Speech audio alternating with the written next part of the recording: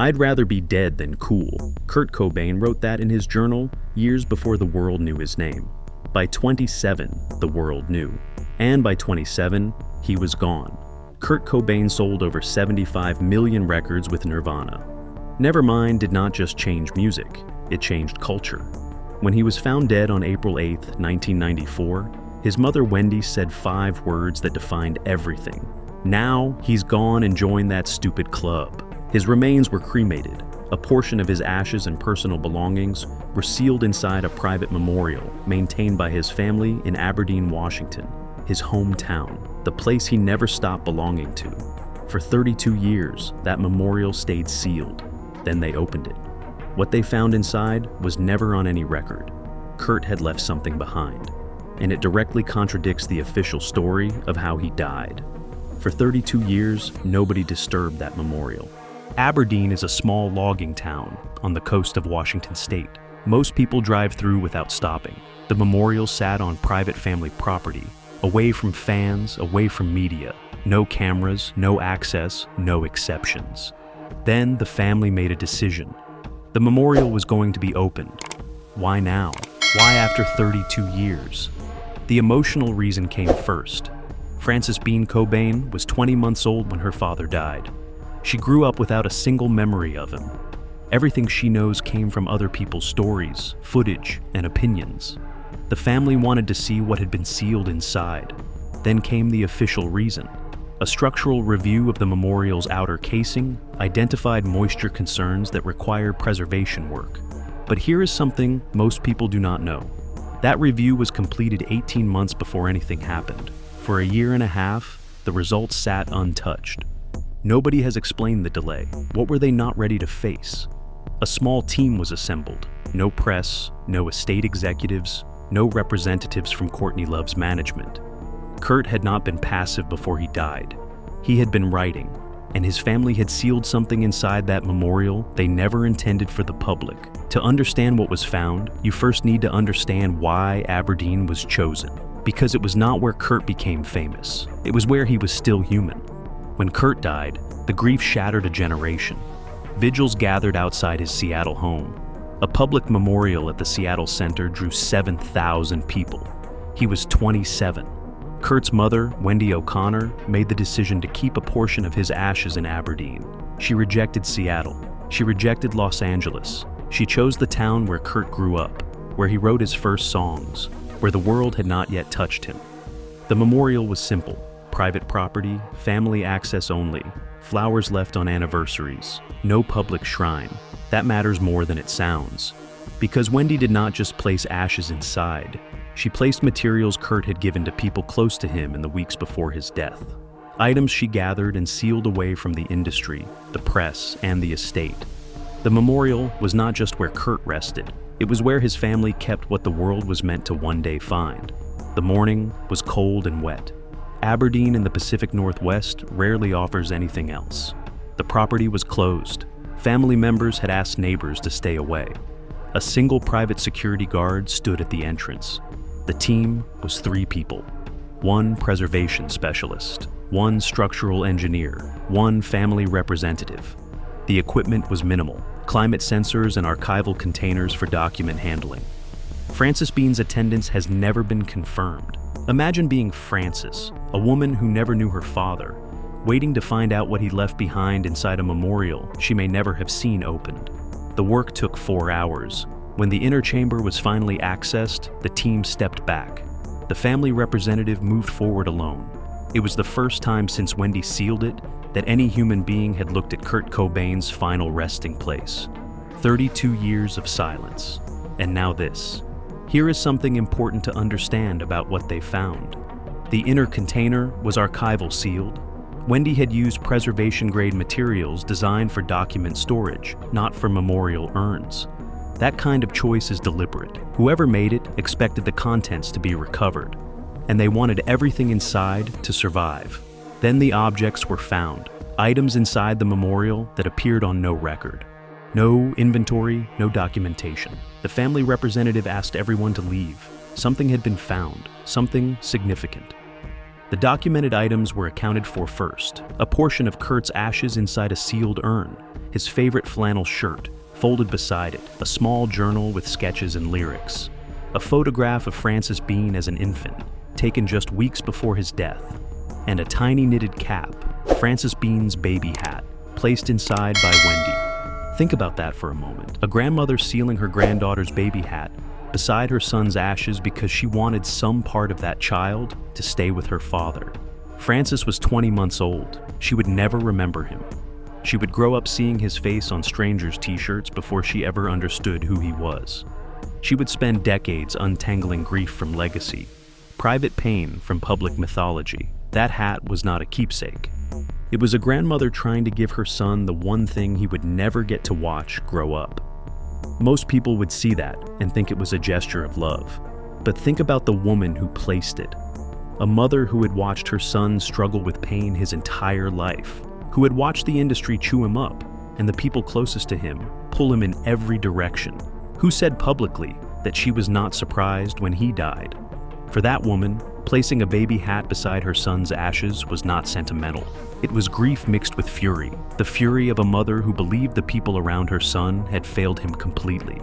Then came the things that were never supposed to be found. Inside a sealed metal case sat handwritten pages, letters in Kurt's handwriting, notes, and sealed envelopes, each addressed to a specific person, each marked not to be shared. Some names have never been disclosed. Sources say the contents reference personal fears, financial pressures, and specific individuals Kurt believed were manipulating his life and his money. And then the detail that stopped everything. Among the documents, one reportedly references Kurt's meetings with divorce attorney Rosemary Carroll in the weeks before his death. If Kurt was actively planning to leave his marriage, that changes the financial equation entirely. Under California law, Courtney Love's access to Nirvana's catalog and future earnings would have been dramatically reduced.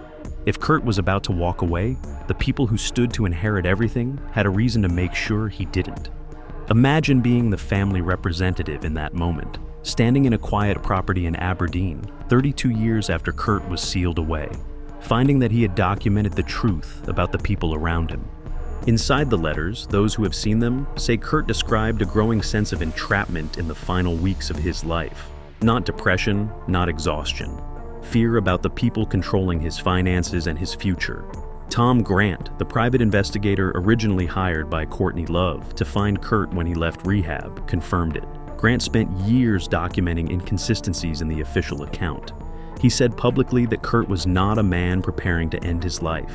He was a man preparing to start a new one. He did not say this to sensationalize. He said it calmly, backed by evidence he compiled over decades. That calmness is what makes it so disturbing. But Grant was not the only one. Rosemary Carroll, Kurt's own divorce attorney, reportedly expressed doubts about the official ruling to close associates. She had been in direct contact with Kurt in the days before his death. She knew what he was planning. She knew what he feared. Two people, two separate perspectives, the same conclusion. The Seattle Police Department ruled the case closed and has never reopened it as a homicide investigation. In 2014, they released new photographs from the scene, but maintained their original finding. No full forensic review of the note has ever been conducted publicly. Kurt did not trust the system around him, so he wrote his own record, and his family sealed it inside a memorial on private land in Aberdeen, where no estate executor, no spouse's legal team, and no record label could touch it. They were not confused, they were consistent, and they were trapped. On April 8, 1994, electrician Gary Smith arrived at Kurt Cobain's Seattle home to install a security system. He found Kurt's body in a room above the garage. A shotgun was present, a note was nearby. The medical examiner estimated the time of death as April 5th. Kurt had been dead for 3 days before anyone found him. Here is something most people do not know. The toxicology report showed Kurt had a heroin concentration of 1.52 milligrams per liter in his blood. Multiple medical experts have stated publicly that this level, roughly 3 times a lethal dose, would have incapacitated him within seconds. The question of whether a person with that concentration could pick up a shotgun, position it, and pull the trigger has never been resolved. That is not bad luck. That is a question that demands an answer. The note found at the scene has been debated for 3 decades. The top reads like a retirement letter from music. The bottom 4 lines shift entirely in tone. Some analysts say the final lines differ from the rest. No full independent analysis has been made public. Then consider Untouched, a musician who claimed on camera that Courtney Love offered him $50,000 to kill Kurt. He named a specific amount. He named a specific person. Days after that interview aired, Untouched was found dead on train tracks, ruled an accident. Kurt had told people close to him he felt trapped. He had hired a divorce attorney. He was planning to leave his marriage. His estate has earned hundreds of millions since his death. Courtney Love controlled it for years. Kurt alive and divorced was a financial threat. Kurt's legacy, managed by others, was worth more than Kurt free. A journalist who investigated the case for over a decade wrote something that has stayed with everyone who read it. Kurt Cobain did not die because he gave up. He died because he was about to take back control, and control was the one thing the people around him could not afford to lose. When word of the memorial's contents reached those connected to Kurt's estate, the response was immediate, not public statements, legal inquiries. Representatives contacted the Cobain family within weeks. The estate's reaction was complicated. Kurt's name generates tens of millions annually. If the documents confirmed what he had been writing, the consequences could reshape the entire estate. The reaction from others was simpler. It was fear. The family refused to share. The materials were found inside a Cobain memorial on family property, sealed by Wendy O'Connor. No estate partner and no outside party has legal claim. For the first time, something connected to Kurt exists entirely outside the machinery built on his death. They cannot access it. They cannot suppress it. The family is divided. Some want the letters kept private. Others believe Kurt's instructions were clear. In 1994, Wendy O'Connor stood in Aberdeen and said the 5 words that defined a generation's grief. Now, he's gone and joined that stupid club. She sealed what remained of her son on private land in the town where he was born, far from Seattle, far from the industry, far from every person she held responsible. 32 years later, that memorial was opened, and inside was proof that Kurt had been documenting the truth about the people who controlled him. Wendy protected it, the way only a mother from Aberdeen could. This is not the story of a rock star who died at 27 in Seattle. This is the story of a man who was about to walk away from everything, wrote down why, and sealed it, where the people who needed him gone could never reach it. 32 years later, Kurt Cobain still has the last word.